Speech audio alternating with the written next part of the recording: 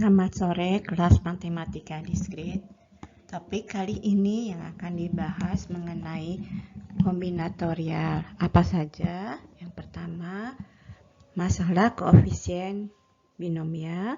Yang kedua, mengenai pigeonhole principle.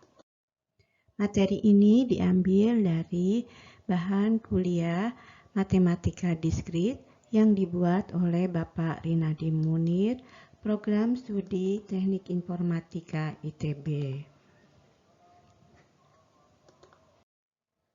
Koefisien binomial, ya.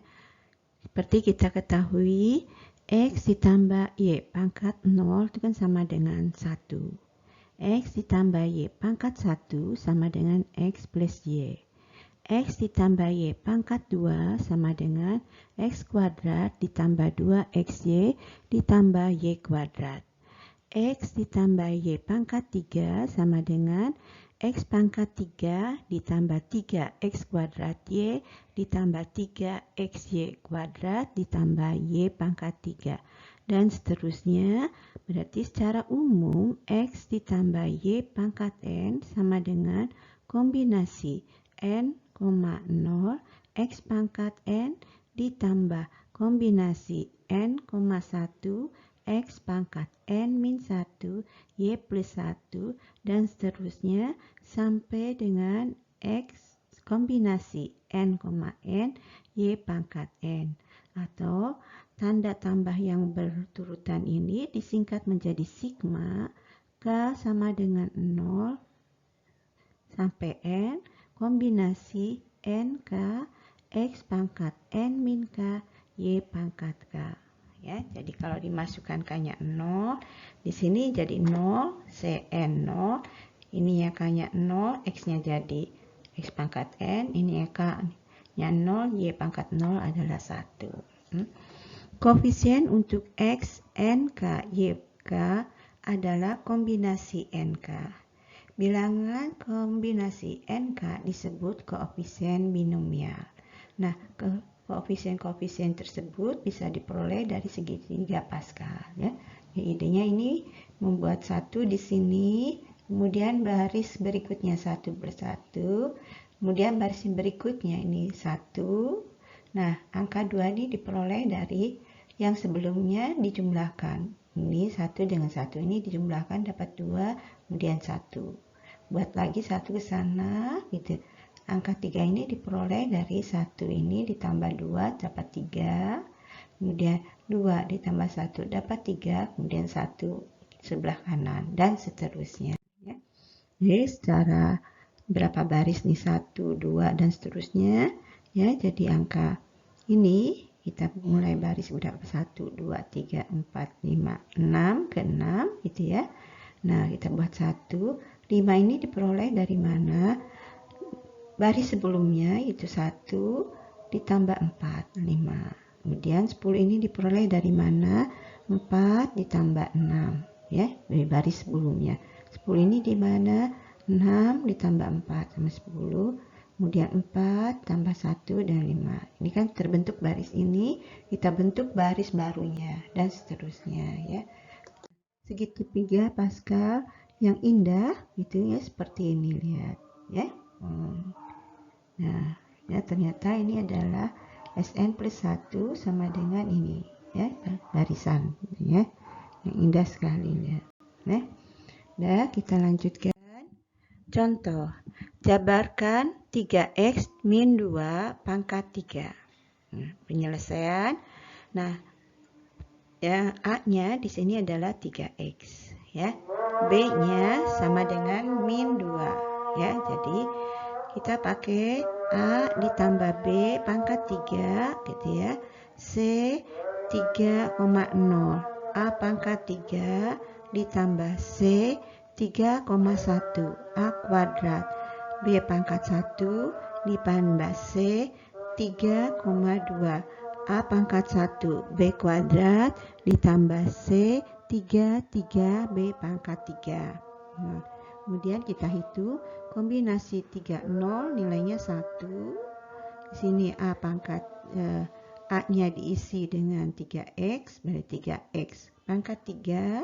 Kemudian kombinasi 31 nilainya 3, A-nya diisi menjadi 3X, ya.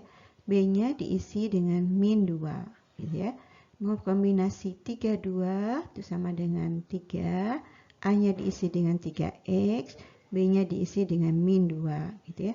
Kemudian C33 nilainya 1, gitu ya. B-nya diisi dengan min 2. Nah, kalau dihitung hasilnya adalah 27x pangkat 3 min 54x kuadrat ditambah 36x dikurangi 8. Contoh, tentukan suku keempat dari penjabaran perpangkatan x min y pangkat 5. Ya. Jadi katanya penyelesaiannya x min y pangkat 5 sama dengan ini diubah tiap kali menjadi x ditambah y pangkat n, itu ya. Berarti ini diubah menjadi x ditambah min y pangkat 5, ya.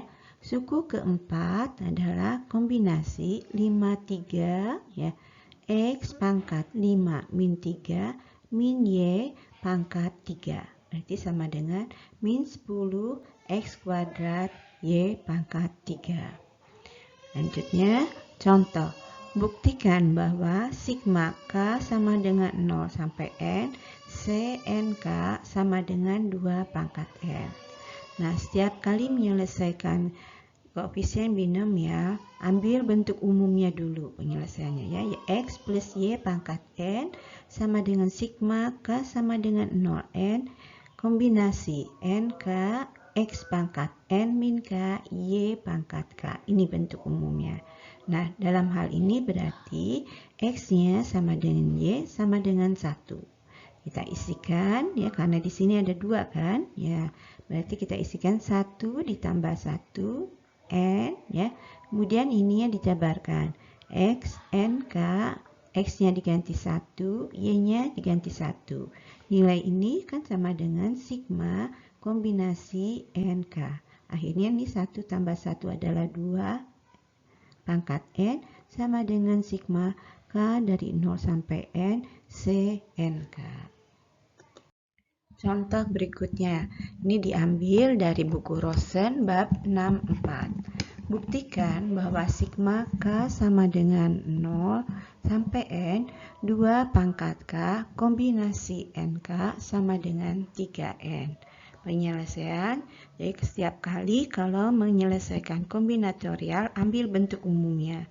Bentuk umumnya adalah X ditambah Y pangkat N sama dengan sigma K sama dengan 0 sampai N, kombinasi NK X pangkat N min K Y pangkat K. Kemudian kita ambil X di sini sama dengan 1, Y sama dengan 2, YX 1 ditambah 2 pangkat N, karena ini minta 3, ya. Sigma K sama dengan 0N, C NK, X-nya diisi dengan 1 N min K, Y-nya diisi dengan 2 pangkat K. Nah, kalau ini dihitung 1 tambah 2 adalah 3 pangkat N, berarti sama dengan kombinasi sigma K sama dengan 0 sampai N, kombinasi N, K 2 pangkat K. Materi berikutnya mengenai pigeonhole principle. Bayangannya seperti ini. Pigeonhole principle diterjemahkan prinsip sarang burung merpati. Ini bayangnya ini burung merpatinya, ya. Prinsip sarang merpati, ya. Jika N plus 1 atau lebih objek ditempatkan di dalam N buah kotak, maka paling sedikit terdapat satu kotak yang berisi 2 atau lebih objek. Bukti, ya.